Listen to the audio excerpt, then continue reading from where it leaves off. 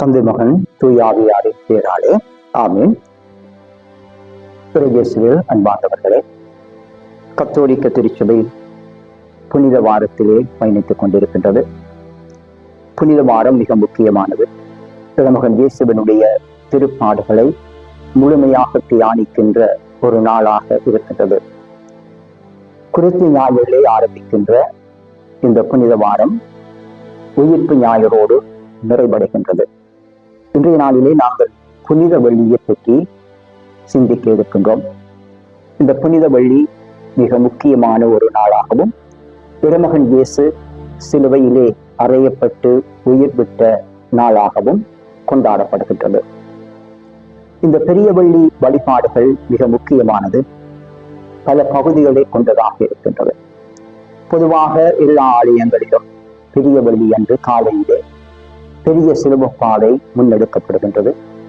விசுவாசிகள் ஆலயத்தினுடைய உள்புறத்திலோ அல்லது ஆலயத்தினுடைய வளாகத்திலோ 14 நிலைகளையும் ஆழமாக சிந்திக்கின்ற ஒரு நிகழ்வாகவும், திருமகன் இயேசு சிலுவையின் பாதையிலே அனுபவித்த துன்பங்களை நீக்கி பார்த்து அந்த துன்பங்களோடு தங்களை இணைத்து தங்களுடைய வாழ்விலே ஆண்டவன் இயேசு பெற்ற துன்பங்களை இரண்டர கலக்க வைத்து அந்த துன்ப நிகழ்விலே தாங்களும் பங்கெடுக்கின்ற ஒரு நிகழ்வாக இந்த திருச்சிலுவை பாதை முன்னெடுக்கப்படுகின்றது. திருமகன் இயேசு எங்களுடைய பாவங்களுக்காக பிறந்தார். அதற்காக அவர் பட்ட இந்த துன்பங்களை இந்த திருச்சிலுவை பாதையிலே நாங்கள் சிந்திக்கின்றோம். இது காலையிலே முன்னெடுக்கப்படுகின்ற ஒரு முக்கியமான வழிபாடாக இருக்கின்றது. மாலையிலே பெரிய வெள்ளிக்கிழமைக்குரிய வழிபாடுகள் 3 பெரும் பகுதிகளை கொண்டதாக இருக்கின்றது. ஒன்று இறைவார்த்தை வழிபாடு, 2வது திருச்சிலுவை ஆராதனை, 3வது நற்கருணை விருந்து. இந்த 3 பெரும் பகுதிகளும் கொஞ்சம் நேரம் எடுத்து முன்னெடுக்கப்படுகின்றது. ஆரம்பத்திலே திருப்பதி ஒப்புக் கொடுக்கின்ற குருவானவர் அல்லது ஆயர் ஆலயத்தினுடைய பின்புறத்திலே இருந்து பவனியாக வந்து திருப்பீடத்திலே முகங்குப்புற விழுந்து மன்றாடுகின்ற ஒரு நிகழ்வு முன்னெடுக்கப்படும். இன்றைய நாளிலே சிவப்பு நிற உடை வழிபாட்டிலே கலந்து கொள்ளுகின்ற குருக்கள் அணிந்திருப்பார்கள்.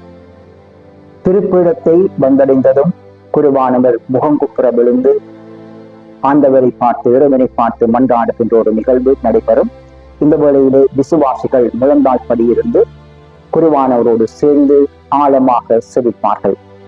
இந்த முகங்குப்புற விழுந்து குருவானவர் செவிக்கின்ற அந்த நிகழ்வு எங்களை நாங்கள் வறுமையாக்குகின்ற, இறைவனுக்காக எங்களை அர்ப்பணிக்கின்ற ஒரு அடையாளமாக அமைக்கின்றது. இந்த நிகழ்வை தொடர்ந்து 1வது பகுதியான இறைவார்த்தை பகுதி முன்னெடுக்கப்படும். சபை மன்றாட்டோடு இது ஆரம்பமாகும். 3 வாசகங்கள் இன்றைய நாளிலே இறைவார்த்தை பகுதியிலே வாசிக்கப்படுகின்றது. 1வது வாசகம் எசாயா இறைவாக்கின்ற நூலிலிருந்து வாசிக்கப்படும். அதிகாரம் 52 வசனங்கள் 13 தொடங்கி அதிகாரம் 53 திருவசனங்கள் 12 வரை இந்த முதல் வாசகம் எடுக்கப்படுகின்றது. 2வது வாசகம் எபிரேயருக்கு எழுதிய திருமுகத்திலிருந்து 4ஆம் அதிகாரம் 14 தொடக்கம் 16 வரை, தொடர்ந்து 5ஆம் அதிகாரம் 7 தொடக்கம் 9 வரை வாசித்து தியானிக்கப்படுகின்றது. இந்த நற்செய்தி வாசகம் திருமகன் இயேசுவினுடைய திருப்பாடுகளை எடுத்து காட்டுகின்ற வாசகமாக புனித யோவான் எழுதிய நற்செய்தியிலிருந்து எடுக்கப்படுகின்றது.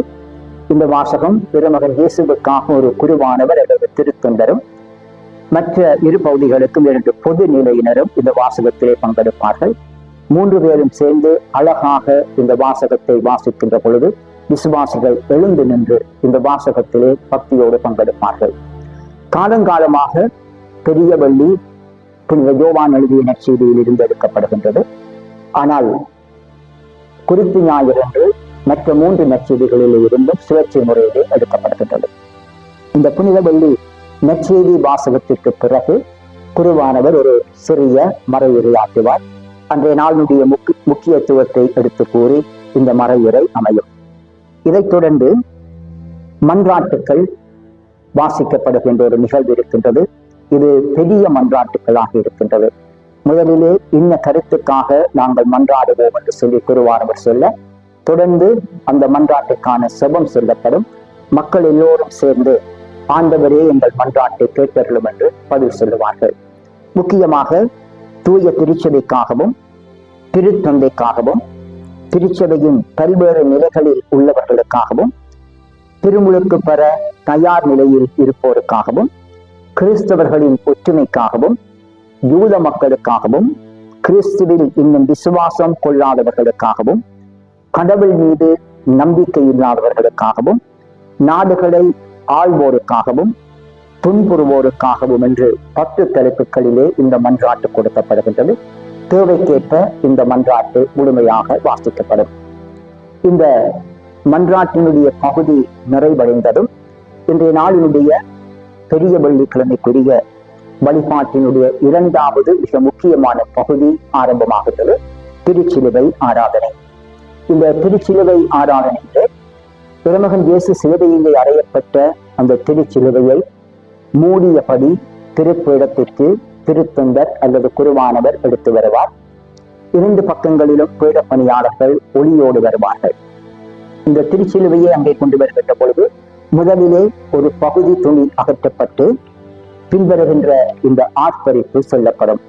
குருவானவர் திருச்சிலுவை மரமிதோ இதிலேதான் தொங்கியது, உலகத்தின் இலட்சணியம் என்று சொல்லுகின்ற பொழுது மக்கள் எல்லோரும் வருகை ஆராதிப்போம் என்று சொல்லி பதில் கூறுவார்கள். 2வது தடவையும் திருச்சிலுவையினுடைய ஒரு பகுதி துணி இன்னும் அதிகமாக அகற்றப்படும். இந்த துணி அகற்றப்பட்ட பின் 2வது முறையும் இதே சபம் இதே ஆர்ப்பரிப்பு சொல்லப்படும். மக்கள் பதில் கூறுவார்கள். தொடர்ந்து மூடப்பட்டிருந்த அந்த துணி முழுமையாக அகற்றப்பட்டு 3வது தடவையும் இந்த ஆர்ப்பரிப்பு சொல்லப்படும். மக்கள் பதில் கூறுவார்கள். இதனைத் தொடர்ந்து திருச்சிலுவை முத்தி இடம்பெறும். முதலிலே இந்த திருச்சிலுவை முத்தி செய்யப்படுவதற்கான இடத்திலே அரங்கேற்றப்படும். முதலில் குருவானவரும், அவரை தொடர்ந்து திருத்தொண்டர்களும், அவரை தொடர்ந்து துறவிகள் அருட் சகோதரிகளும் பீட பணியாளர்களும் முத்தி செய்வார்கள். தொடர்ந்து விசுவாசிகள் இந்த திருச்சிலுவையை முத்தி செய்வார்கள். மக்கள் அதிகமாக இருக்கின்ற ஆலயங்களிலே 1க்கு மேற்பட்ட திருச்சிலுவை முத்தி செய்ய வைக்கப்படுகின்றது.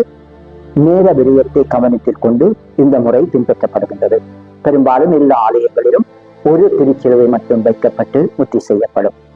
இந்த திருச்சிலுவை முத்தி மிக முக்கியமான ஒரு பக்தி முயற்சியாக இருக்கின்றது.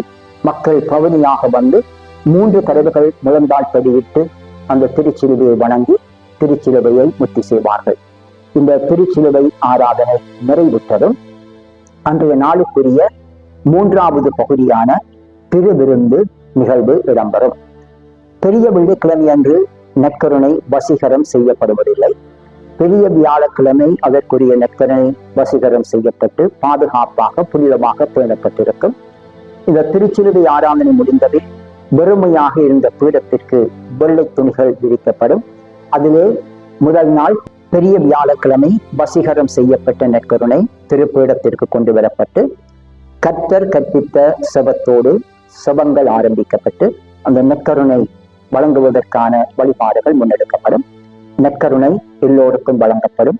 இந்த நற்கருணை வழங்கப்பட்டபின் அன்றைய நாளுக்குரிய வழிபாடுகள் நிறைவுக்கு வருகின்றது. இந்த பரிசுத்த வாரத்தினுடைய வழிபாடுகள் பெரிய வியாழக்கிழமை பிதாச்சுதன் போட்டு ஆரம்பிக்கப்பட்டு திருவிழிப்பு ஆராதனை நிறைவிலே உயிர்த்த ஞாயிறு திருப்பலிக்கு பின் பிதாச்சுதன் போட்டு முடிவுக்கு கொண்டு வரப்படுகின்றது.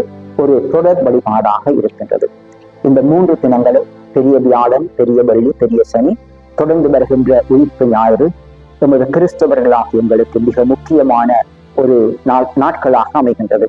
அது மட்டுமல்ல, இந்த பெரிய வெள்ளிக்கிழமை சுத்த போசன நாளாகவும் ஒரு சந்தி நாளாகவும் கிறிஸ்தவர்கள் கடைபிடிக்கின்றார்கள். ஒரு வருடத்திலே திருச்சபை கட்டாயமாக ஒரு சந்தியையும் சுத்த போசனத்தையும் அனுசரிப்பதற்கான நாட்களாக 2 தினங்களை தருகின்றது. ஒன்று திருநீற்று புதன், அடுத்தது பெரிய வெள்ளிக்கிழமை. எனவே இந்த புனிதமான பெரிய வெள்ளிக்கிழமையை நாங்கள் புனிதமாக அனுசரிக்க ஆண்டவரிடம் வரம் வேண்டுவோம். இந்த நாள் மிக புனிதமானது. காலையிலிருந்து மாலை வரை முழுமையாக ஆண்டவரோடு இணைந்திருப்போம். ஆண்டவன் இயேசு சிலுவையிலே அறையப்பட்டு அடக்கம் செய்யப்பட்ட ஒரு முக்கியமான நாளாக இருக்கின்றது. எனவே நாங்கள் இந்த நாளிலே எங்களை நாங்கள் ஆண்டவரோடு இணைத்து அவருடைய பாடுகளிலும் மரணத்திலும் உயிர்ப்பிலும் எங்களை முழுமையாக ஈடுபடுத்த நாங்கள் முயற்சி எடுப்போம். பெருமனுக்கு நன்றி. எல்லா புகழும் கிறிஸ்துவுக்கே.